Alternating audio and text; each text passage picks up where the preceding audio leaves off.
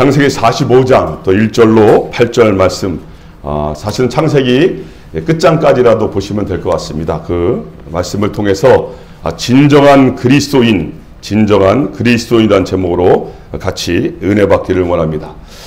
여러분, 우리가 올 한 해는 정말 성경을 꼭 한번 일독해 보겠다라는 각오로 성경 읽기 프로그램을 우리가 매주 진행하고 있습니다. 특별히 지난주에 우리는 드디어 창세기를 마쳤잖아요. 여러분 어떻습니까? 창세기를 읽으시면서 많은 은혜를 받으셨나요? 예, 사실 우리는 그 받은 은혜를 이 설 명절에 예배를 마치고 참 같이 나눴다면 얼마나 좋을까, 그런 생각을 했는데 참 너무 아쉽습니다. 그래서 제가 오늘 여러분들에게 숙제를 드립니다. 이번 설 명절 기간에 가족들과 함께 행복한 시간을 보내시면서 꼭 받은 은혜를 나누시는 시간이 있기를 바랍니다. 예, 그래서 특별히 그것을 오늘 복습하는 의미에서 제가 창세기 본문을 정하게 되었습니다. 오늘 설 명절 많은 분들이 출타 중이시고 또 이제 가족과 친지를 만나기 위해서 출타하셨잖아요. 건강하고 안전하게 잘 또 하나님께서 인도해 주실 줄 믿습니다. 우리 다시 한번 이 설 명절에 한번 인사하시겠습니까? 인사하시죠. 설날에 하나님의 은총을 빕니다. 성경에 보니까요, 큰 축복이 나오더라고요. 한번 이번에 이렇게 한번 복을 빌면서 같이 축복하시죠. 설날에 큰 축복을 받으세요. 예, 큰 할 때는 크게 하셔야 됩니다. 예, 우리 마지막으로 한 번만 더 하겠습니다. 설날에 큰 축복을 받으세요. 예, 오늘 이 명절에 예배 나오신 분들은 2배의 축복을 받을 줄로 믿습니다. 여러분, 오늘 우리는 정말 기가 막힌 한 사람의 인생을 보게 되죠. 그의 인생의 스토리를 이 성경은 집중해서 조명하고 있어요. 도대체 왜 그럴까?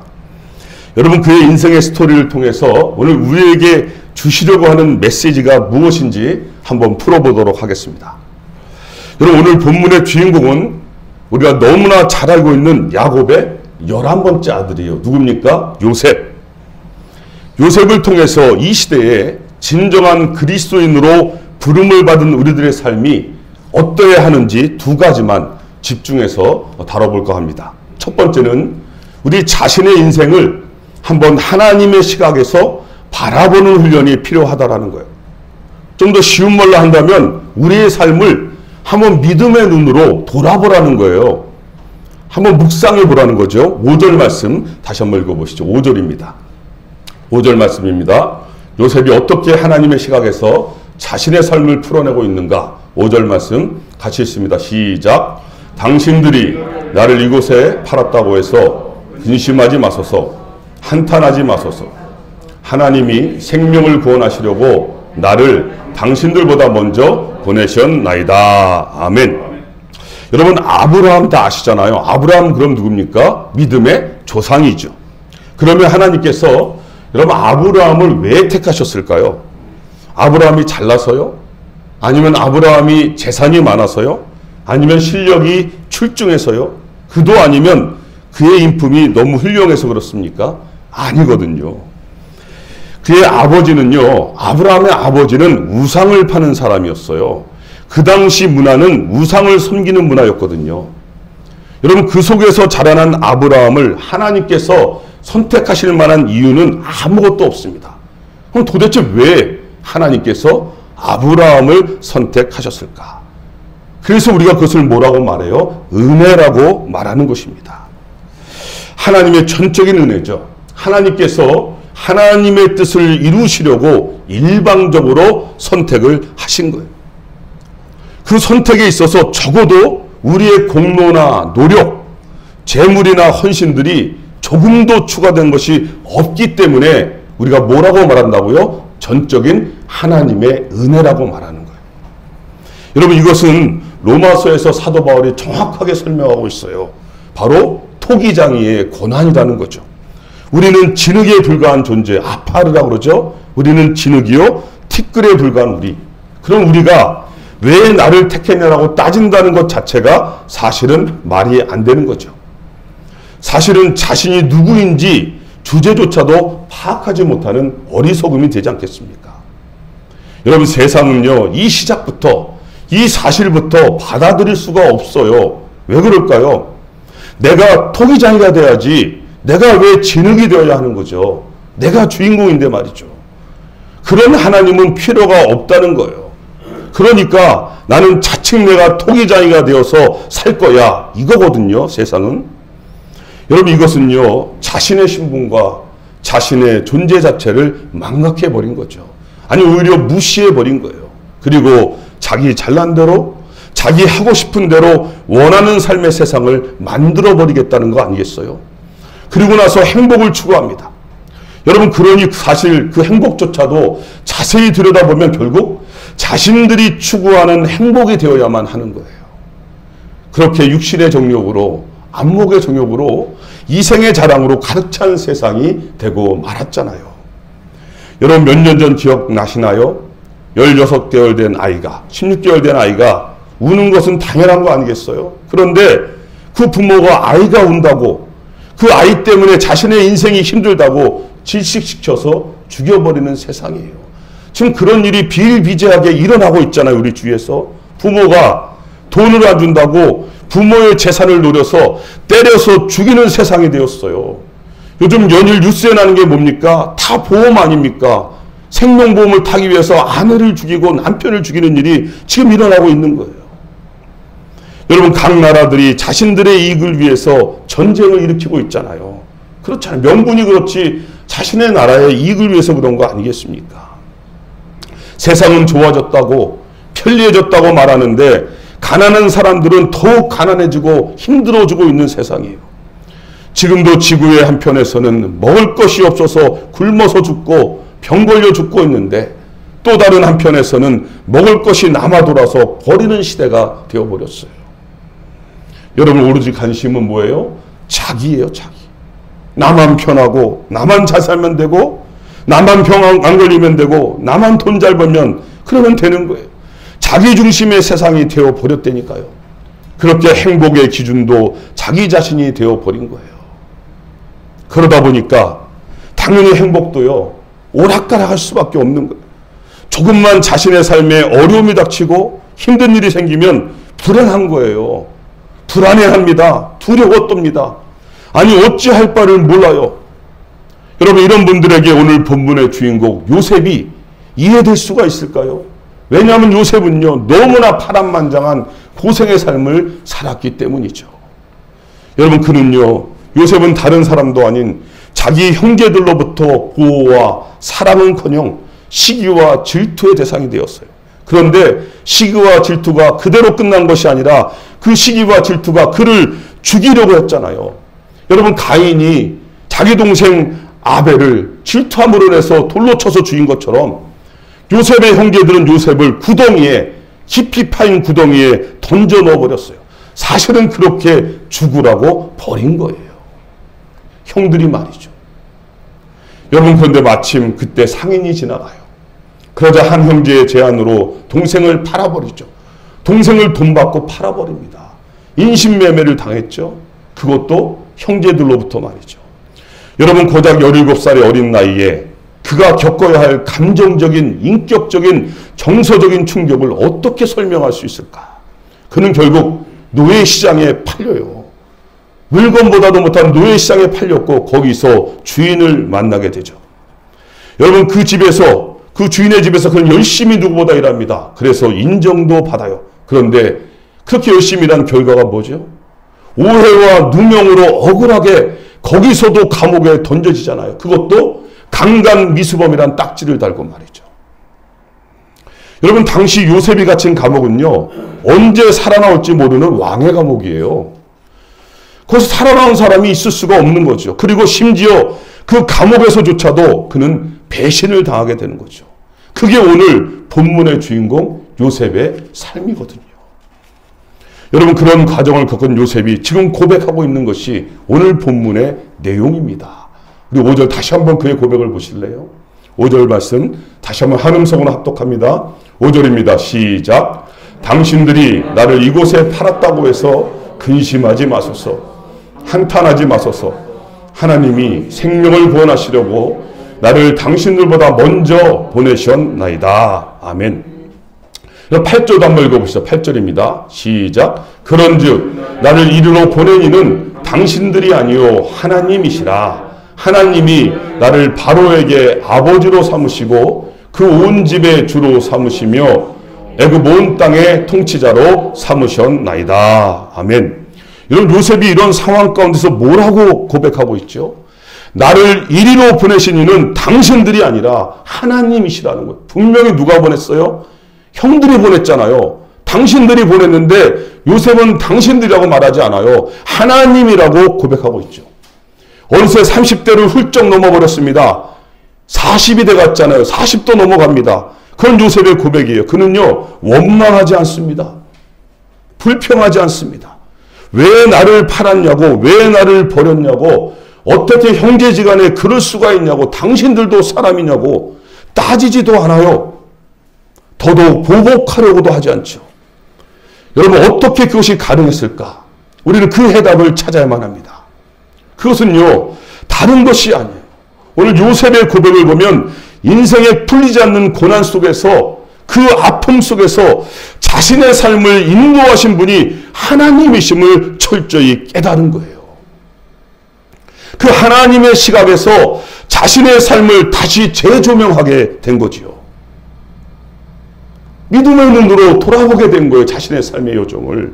그러고 나니까 그동안의 삶에 있어서, 그 과정들에 있어서 풀려지지 않던 고난의 이유가 해결되기 시작한 거죠. 그 상황들이 왜 그랬는지 이해가 되는 거예요. 왜 내가 이 남편을 만났는지, 내가 왜 이 부인을 만났는지, 왜 나에게 이런 자녀가 생겼는지, 왜 나에게 이런 부모가 생겼는지, 그런 부분들이 이해가 되기 시작하는 거예요. 여러분, 그렇게 고통과 아픔 속에서 상처와 괴로움은 있었지만 그 모든 것들이 사실은 하나님의 보호하심 속에서 이루어지고 있었다는 사실을 깨닫게 되고 나니까 오히려 감격하고 또 감격하지 않을 수가 없게 된 것이죠. 여러분, 요셉이 풀리지 않는 인생의 고난 속에서 무엇을 붙잡았을까요? 무엇을 붙잡았을까? 그가 17살 될 때까지 아버지 야곱의 사랑을 되찾아하면서 아버지 야곱으로부터 들었던 것은 무엇일까요?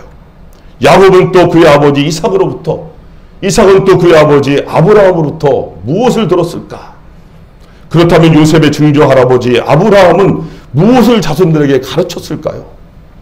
여러분, 그것은 약속의 말씀이었어요. 하나님으로부터 들은 그 약속의 말씀을 그의 자녀들에게 가르친 거예요. 그 내용이 뭐냐면 창세기 15장 13절에 이렇게 기록되어져 있습니다. 여호와께서 아브라함에게 이르시되 너는 반드시 알라. 내 자손이 이방에서 객이 되어 그들을 섬기겠고 그들은 400년 동안 내 자손을 괴롭히리니. 여러분, 이 말씀을 요셉이 깨달은 거예요.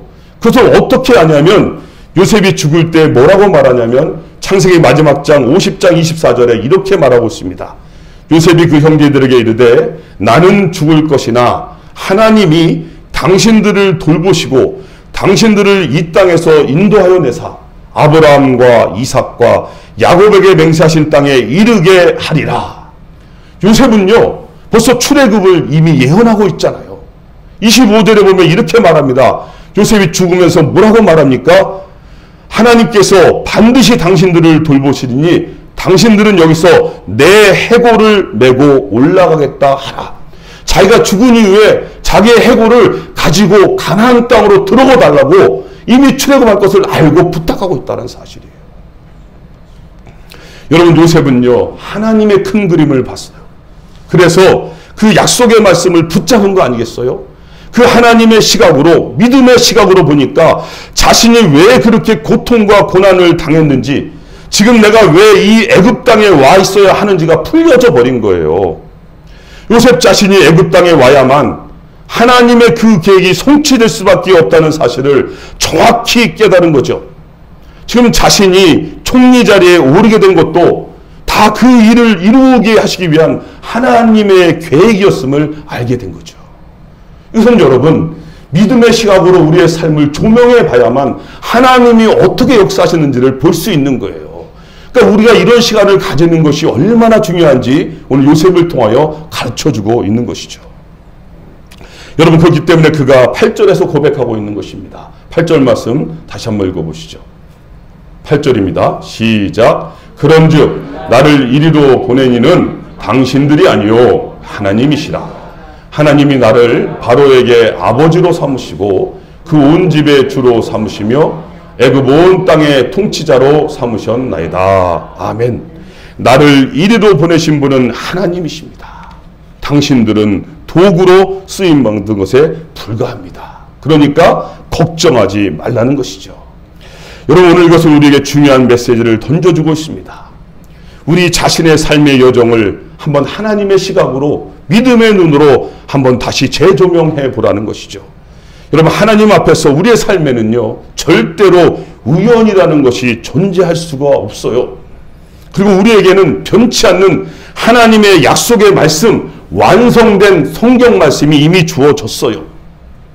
여러분, 우리가 전심으로 예수 그리스도를 믿음으로 고백함으로 우리는 하나님의 자녀가 되었잖아요.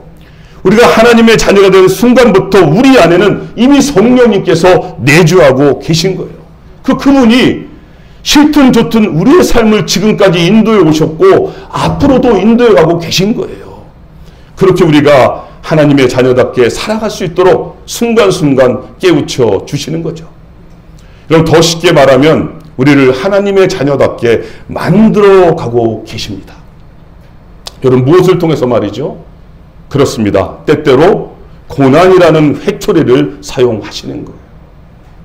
여러분, 그렇지 않으면 우리는요, 세상 사람들과 다를 것이 없기 때문이에요. 똑같이 분노를 참지 못하죠.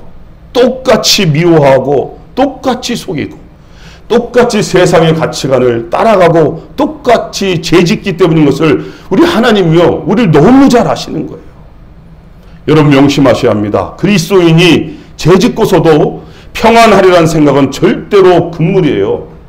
만약에 그렇다면 죄송하지만 사생아이기 때문 아니겠어요?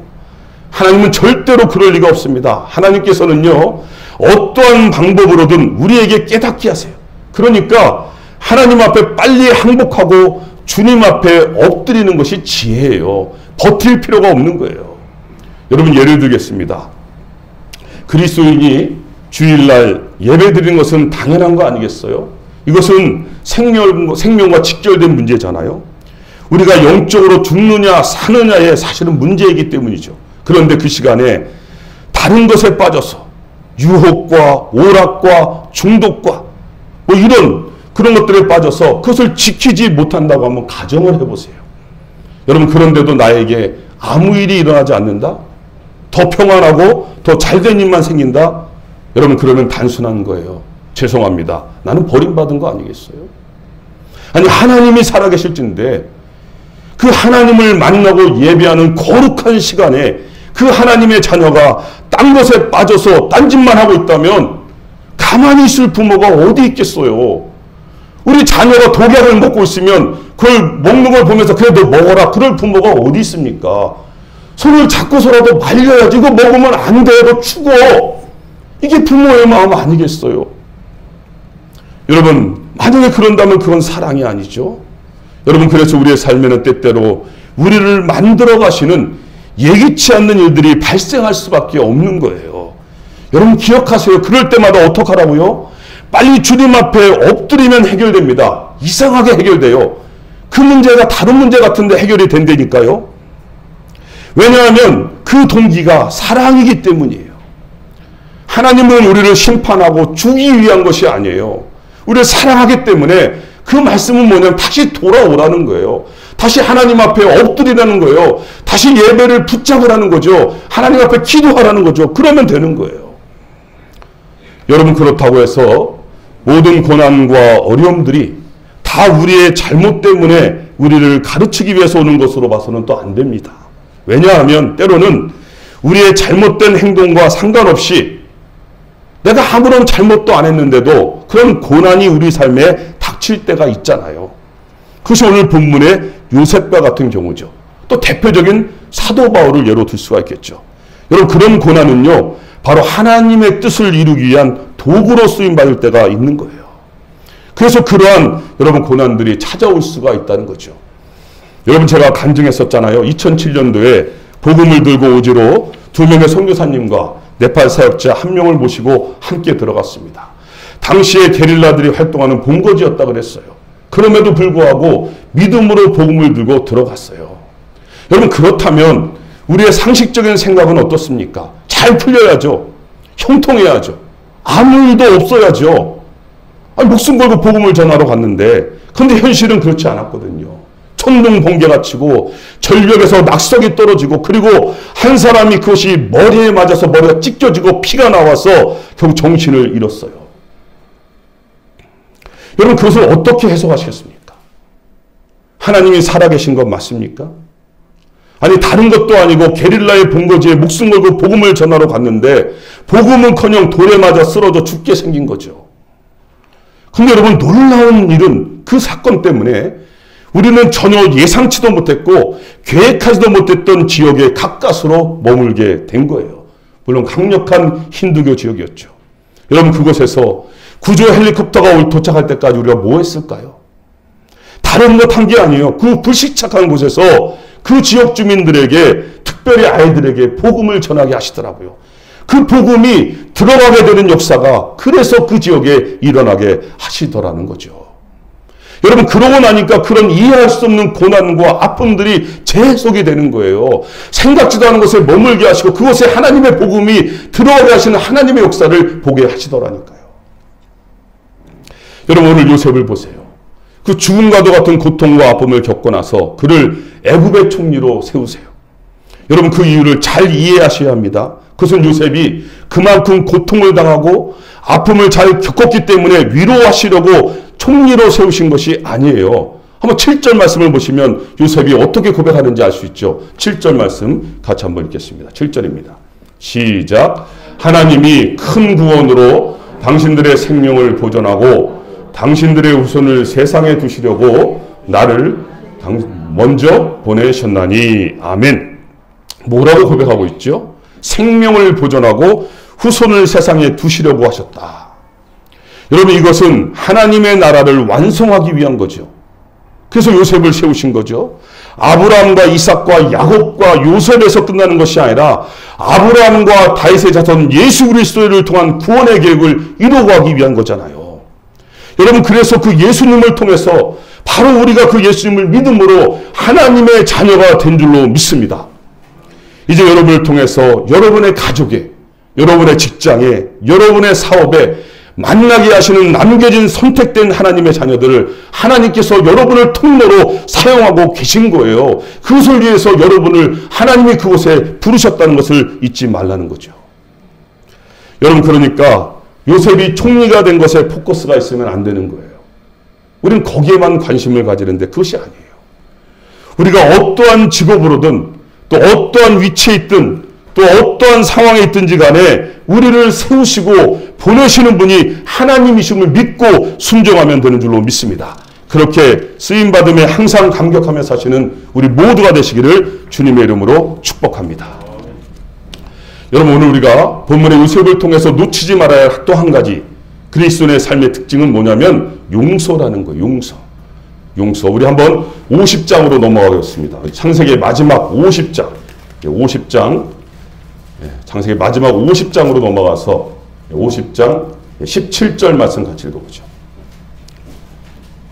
우리 진정한 그리스도의 삶의 특징에 우리 잊지 말아야 할 것이 뭐라고요? 용서라는 것입니다. 17절 말씀 같이 있습니다. 시작. 너희는 이같이 요셉에게 이르라.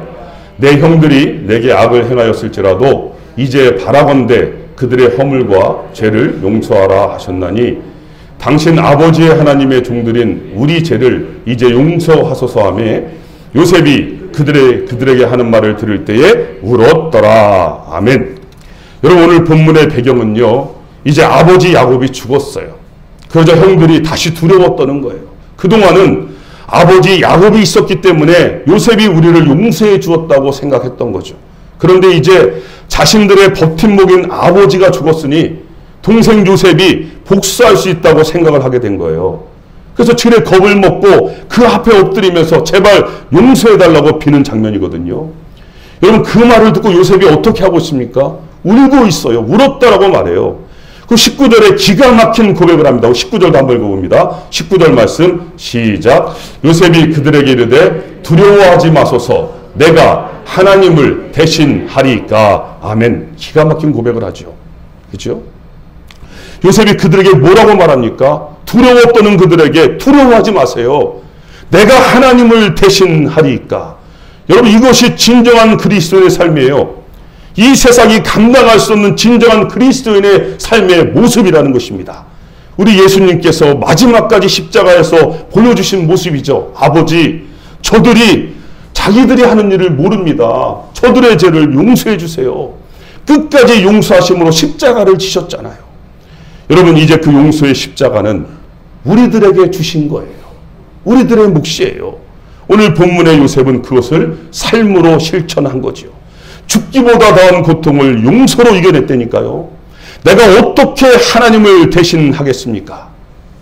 여러분, 이제는 우리가 이 세상에 당당히 드러내야 하는 그리스도인의 삶의 모습이 뭐라고요? 용서예요. 우리를 힘들게 하고 어렵게 하고 고통을 주는 사람들을 향하여 당당하게 뭐로 맞서라고요? 용서로 맞서는 거예요. 이게 진정한 그리스도인의 삶의 모습이고 이것을 세상 사람들이 감당할 수가 없는 거예요. 여러분, 심판과 보복, 정죄와 판단은 더 이상 우리들의 몫이 아니에요. 하나님께 올려드리셔야 되는 거예요. 내가 하려고 하면 할수록 내 마음은요 더욱 힘들고 아프고 어려울 수밖에 없다니까요. 여러분, 용서가 해결되지 않으면 아무리 봉사하고 애쓰고 노력해도 특징이 하나 있는데요. 기쁨이 있을 수가 없어요. 그게 걸려있다니까요, 같이. 오히려 내 자신이 사실은 죽어가는 거예요. 아니, 왜 잘못은 다른 사람이 했는데 내가 왜 상처와 아픔과 고통 속에서 힘들어해야 합니까? 여러분, 절대로 교회 와서 상처받지 마시기 바랍니다. 혹시 그런 공격들이 나에게 오면 어떻게 하라고요? 선포하세요. 반사. 뭐 이런 거 있잖아요. 반사. 예수님의 이름으로 반사하세요. 그걸 왜 받고 힘들어하세요? 왜 고통스러워 하시냐고요? 내가 안 받기로 선택하시기 바랍니다. 여러분, 안 그러면요 그걸 가지고 원수마귀가 집요하게 공격해봐요. 아주 집요하게. 미움과 증오의 마음을 가지게 한다니까요. 그걸 자꾸만 묵상하게 해요. 그러다 보면 그 속에 빠져든다니까. 우리의 기쁨을 빼앗아 가죠. 그러면 불평과 원망의 말이 나오게 되고 비판하고 정죄하는 말이 나오게 되는 거예요. 여러분, 그렇게 점점 늪에 빠져들게 되어 있습니다. 여러분, 정말 정신을 바짝 차려야 됩니다. 교회는요 은혜 받는 곳이지 상처받는 곳이 아니에요. 제가 새벽에 한번 말씀드렸는데요. 저희 아버지가 참 그렇게 열심히 다닌 회사에서 은퇴를 하시게 돼서 은퇴 자금을 가지고 계셨는데 교회 집사님이란 분이 사업을 같이 하자고 그 돈을 달라고 해서 주셨다가 그 돈을 다 뜯겼어요. 집사님이신데. 여러분, 그런 일을 당하면 어떻겠습니까? 그렇게 해서 교회 떠난 분들 정말 많거든요. 교회 와서 상처받은 분들 정말 많아요. 그런데 그때 제가 고등학생이었는데 제가 그때 상처를 받았다면 지금 이 자리에 설 수 있었을까요? 여러분, 제가 어떻게 이걸 극복했냐면 저희 아버지의 고백이었어요. 뭐라고 고백하셨냐면 돈은 잃었지만 건강을 잃지 않았다는 거예요. 돈은 잃었지만 믿음을 잃지 않았다는 거예요. 더 열심히 새벽 기도하고 더 열심히 하나님 붙잡으면서 하나님 붙잡고 이겨내셨다니까요. 그러니까 저의 마음에도 그런 미움과 증오와 교회에 대한 게 그런 게 하나도 없더라고요. 부모님이 그렇게 사시니까 말이죠. 여러분, 요셉은요 얼마든지 보복할 수도 있는 위치에 있었어요. 힘도 있었습니다. 총리 아니에요. 능력도 있었습니다. 그러나 요셉은요 뭘 택했어요? 용서를 선택한 거예요. 그것은 진정한 그리스도인이 어떻게 살아야 하는지를 친히 모델로 보여준 거죠. 예수님처럼 말이죠. 여러분, 그렇게 용서의 삶을 실천하심으로 큰 기쁨과 자유를 누리시기를 주님의 이름으로 축복합니다. 이제 말씀을 맺어보겠습니다. 오늘 우리는 창세기 요셉을 통해서 놓치지 말아야 할 두 가지를 봤어요. 먼저는 우리 인생의 모든 여정을 이제는 믿음의 시각으로, 믿음의 눈으로, 하나님의 시각으로 바라보는 훈련을 계속하라는 거예요. 오늘 그런 시간을 꼭 가져보세요. 내 삶의 여정을 믿음의 눈으로 보다 보면 아, 하나님이 이 순간 이렇게 도우셨구나, 이렇게 인도하셨구나, 그래서 내가 여기까지 왔구나라는 것을 반드시 발견하실 거예요.